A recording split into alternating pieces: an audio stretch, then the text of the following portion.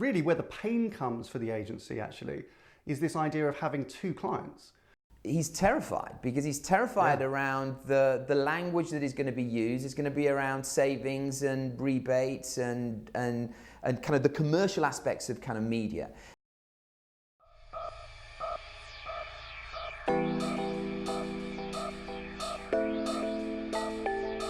Hello from New York. Greetings from London. Right, we're going back to perhaps a well-trodden path here because we're going to talk about procurement and their role in media. And it looks like maybe that's changing. There's been lots of discussion over the years about the role that procurement play in media. So let's have a look into that. So mate, what is going on in media procurement? Well, procurement have had a bad rep for decades, especially within the agencies. They've been accused of pushing the agencies down on fees. They've been accused of over-commoditizing media pricing, looking for savings. And that has damaged kind of media productivity, right? As far as many agencies are concerned. And that may be the truth. However, when procurement get it right, and we've had a number of examples of our clients where media specialists have worked really collaboratively with their procurement counterparts, the impact can be immeasurable. And so we're going to talk about the power of procurement, seeing media as a lever for growth and driving value and growth out of that media investment rather than seeing it as a cost to be managed down. So what are the implications? Well, we'll look at the implications, firstly look at the implications of not doing it, which is perhaps unfairly some of the bad rep that you've talked about, pinned onto procurement when it comes to media. And what this feels like for an agency, like when you have a heavy-handed, cost kind of obsessed or price saving obsessed procurement colleague to your marketer client. Yeah. It feels like you have two clients because you're in conversation with the marketer, and their focus is on growing their business, growing their brands, and they're the ones that issue the briefs, saying we want market share or we want sales growth or brand equity scores up. But on the other side, then you have a separate conversation with their procurement colleague who, in some cases, is saying, that's great, let's deliver that, but we need to find 8% cost savings this year. And that puts the agency often in a tricky position, and that's why historically they've pushed back on the role of procurement because they feel commoditized by that. Really, where the pain comes for the agency actually is this idea of having two clients. And that has been accentuated over the years. If you look at most of the agency holding companies, we've talked about this before. Essentially, the buying bit, the stuff that's really delivering to procurement has been separated off into these separate buying units, right? So if you look at, we'll use WPP as a kind of common example, right? Because they were really the first to do that with any kind of significant scale, is they took all the buying out of the agencies like Mindshare and Mediacom and moved them into this unit Group M, which we're all familiar with, and that is an aggregated buying unit. Yeah. And really that was just delivering on a promise to procurement, right, which was to leverage their scale to reduce cost. And they maintain those other agency brands essentially to serve the needs of the marketer, which is to have great talent and tools and insight and planning to help drive the growth of the business. And in some senses, those two units, when they're separated off, are in conflict as well. So, and we'll link maybe to some previous, maybe we'll link to our WPP playbook because that kind of lays out really what that kind of issue is. So when it doesn't work, the agency feels like they're serving two masters, and often in very, very different ways, right? You can't necessarily grow the business by constantly reducing costs. It has to be seen as an investment. So there's a tension within a lot of marketing organizations between marketers and the procurement colleagues. That's where it doesn't work, okay? And it creates some massive kind of structural issues, and it makes it incredibly hard for the agency to kind of make impactful work. Where it does work is quite transformative because you can imagine a huge weight lifted away from the agency. And this is not about prices going up. It doesn't mean that when procurement stop asking for savings that prices necessarily go up. But the agency honestly are more likely to be recommending and buying the right things to grow the business. If you just keep asking them for cost savings, the temptation is that they're just going to give you the cheaper and cheaper and cheaper stuff, and that may not align with what the planners in the agency are trying to recommend to serve the needs of the marketer. So that's the big implication. The other implication internally for the marketing organization is that what we found in some extreme examples is that the marketers obviously report maybe in through a CMO who may be represented at the board level, hopefully, and the procurement are reporting through a chief procurement officer or CFO, and often their agendas don't even meet really until it gets to board level. And that's a problem for the business, and it can create a very siloed mentality. It can create tension, and it can create sort of competition, often unhealthy competition within the business, and doesn't align the company around a simple agenda, which is, why are we spending media money? Well, what we're doing is we're investing in growing our business and our brands. And if everyone's aligned with that, then that would be a much better thing. So I normally ask you, what should marketers be doing? But I mean, we're talking here about procurement, but maybe talk more broadly. What should advertisers or brands be doing right now in this respect? Well, I think the most important thing that marketing organizations to do is align on one set of consistent strategic KPIs that both marketing and procurement functions work together on. Where there is the greatest dysfunctionality and the greatest conflict is when media or marketing KPIs conflict with the KPIs that are set for the procurement teams. So eliminate that. Make sure that you have a higher set of strategic KPIs for media that you have both marketing and media invested in. So that's the first thing, point them in the same direction. The second thing is you need to make sure that there is a greater sense of collaboration internally. If that requires setting up a council whereby marketing and procurement leaders can get together and align on the right agenda, align on the right narrative internally, again, framed within these KPIs, then that will enable greater collaboration and ways of working between the two functions.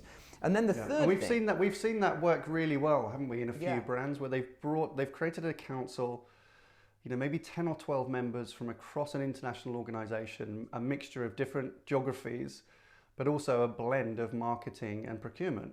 And it's a great forum for them to find alignment themselves. It is. They learn from each other, and the value that they both add is exponential. So that kind of really works. And then the third thing, which I think is often overlooked but equally as important, is you need to kind of merchandise this smarter way of working between marketing and procurement to your external partners. So often when an agency leader sees a procurement leader walking in the door of his agency, he's terrified, because he's terrified around the language that is going to be used. It's going to be around savings and rebates and kind of the commercial aspects of kind of media. Now, if you can reframe that narrative, that language, to make it about growth and value, then your agency partners will embrace procurement, and it will become a far more richer relationship. So making sure that the merchandising of this collaboration is done not only internally but also externally is really important. Yeah, very good. And I mean, just in terms of specific advice for procurement, if they will indulge us for a second. So, because we've observed some kind of good evolution, if you like, of the procurement role. And there's been recent talk in the industry, notably at ProcureCon as one of the kind of conferences for the procurement community, thinking about how to rebrand or reposition marketing procurement as these stakeholders for growth. It's not going to be easy, but our advice or contribution to that is, we talk a lot about this idea of there being false bottoms on costs, right? The idea being, and what that means is that there is no kind of cheapest possible price in theory, in practice, because when you go to an agency, let's say one of the large media buying agencies, and you say, can you beat this other agency's cost? Or you go to your existing agency saying, can you reduce the cost? They'll find a way. And typically, and they're trying to be helpful, and they'll find a way to answer that request, either by just finding you cheaper and cheaper media, which carries the risk of, in digital, carries a huge increasing risk, the cheaper you go, of that being counterfeit or non-human traffic. That's one kind of issue. So pushing for cost creates, bad media results. That's just an absolute fundamental. It's pushing below what would be a reasonable cost. So that's what we call that kind of false bottom. I think that's the end of the road for that, in terms of procurement's role pushing on costs. There's not much further you're going to go, and you've gone probably below the floor of what is reasonable in asking for competitive prices. If you keep asking for cheaper, you're going to get cheaper, and that just means really, really poor quality or even non-existent. So you're fooling yourself and you're fooling your company into believing that you have success because you don't. And businesses that are seeing kind of flat line or stagnant growth, particularly in CPG categories, this could be one of the reasons, right? As they've overinvested in finding cheaper and cheaper, trying to leverage their volume into buy cheaper and cheaper stuff. It's just stuff that doesn't have an impact on the business. So got to reset those KPIs. So I think it's the end of the road for kind of marketing procurement pushing on cost. Now, what does that mean? Then what do they do, right? What are you going to do as if you're a marketing procurement specialist or media procurement specialist? Well, we're seeing the good ones actually kind of reframing their role with some upskilling, which I think is really good. So the good ones that we see are learning, particularly in the digital media buying arena, okay, for two reasons. One is it's an area of specialism and they need that devoted specialism, which is really helpful. So take some time to really understand the supply chain there and have a point of view on it, okay, and from multiple sources.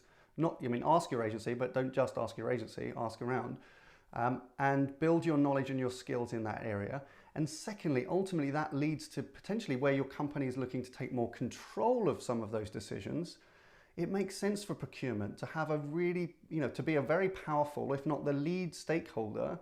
If your company is ready eventually to take on more buying function, it makes sense that sits within procurement. So this whole idea of in-housing, which I know is overblown and overstated, at the moment, but it's probably a trajectory or a trend which will continue, albeit slower maybe than we're anticipating. It makes sense for procurement to be, leading the charge on that. The word procurement lends itself to the entire media buying function. Hiring an agency performs a procurement function. So to take a slightly elevated and higher position on that, I think is a really good opportunity for those marketing procurement that feel like they're stuck on a bit of a dead end on commoditization. Okay, good week 4. Good week for Arthur Sadoun and Publicis Group, who secured finally the acquisition of the data agency Epsilon to the tune of $3.9 billion. I think it's the third largest acquisition in kind of marketing agency media history. That's a massive, massive play by Publicis.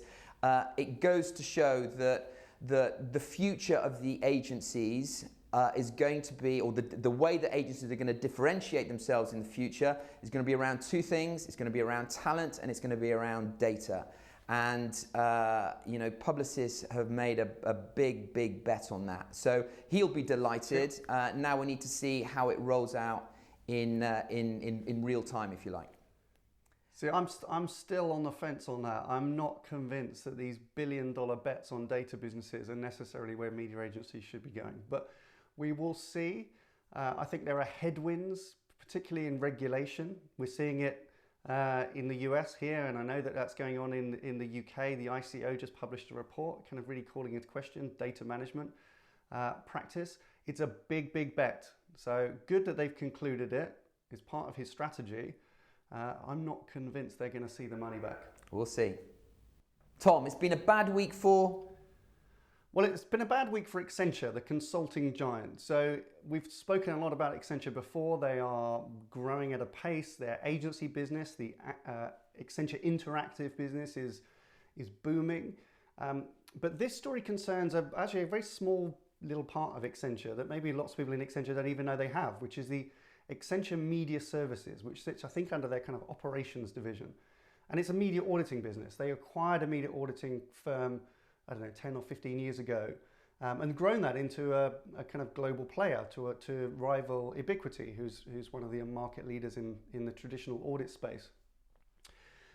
The Accenture media auditing business is just now facing a massive challenge.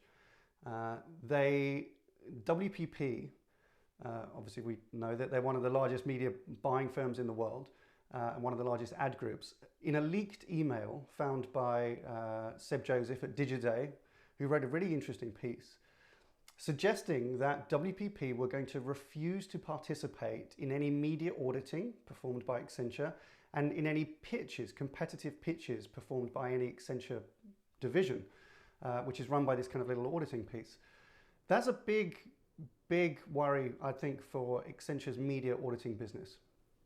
WPP's accusation is that is a conflict of interest at the same time while Accenture are trying to essentially build an agency to rival WPP, because the media auditing and the pitch business is requested by clients to go look under the hood of WPP's agencies, and they'll get visibility of the team, the talent, the processes, the technology, and more importantly, the pricing, or the prices that WPP pay for media. And WPP is saying, we refuse to allow Accenture now to keep looking at that stuff. So they're going to refuse to participate. Ultimately, it's going to come down to the advertiser, whether they ask Accenture to run pitches or run audits. If it won't include WPP, that's a decision to make. I'd expect that probably not publicly, but other agency holding companies, we hear informally from them, but nothing publicly, feel the same that WPP do, that Accenture's media auditing service is a conflict of interest whilst they're building an agency business. Okay, so just finally, I think there are probably two implications to this, which we'll keep an eye on. Firstly, I think it's probably or possibly the beginning of the end of Accenture's media auditing business. If this gathers steam and other agency groups refuse to take part, I think that's going to be the death knell. But it's a tiny part of the Accenture business, and probably a rounding error, frankly, and I don't think that they'll worry too much about closing that down eventually. Secondly, I think unintentionally, WPP's challenge of Accenture has revealed, I think, that they see Accenture Interactive as a threat to their business, which in my mind, I think we can say that officially anoints Accenture Interactive as one of the major global advertising powers now to rival WPP, Omnicom and Publicis and the others. I think we can officially say that they are an agency business. If WPP are making policy which accuses them of conflict of interest in the agency business, then I think we consider Accenture now an agency and not a media auditor. Okay, before we go, question of the week. Can marketing procurement reposition itself as a partner in growth? Yes, no, whatever. Good. Well, that's your media snack for this week. Thank you very much for watching. Bye for now. See you next time.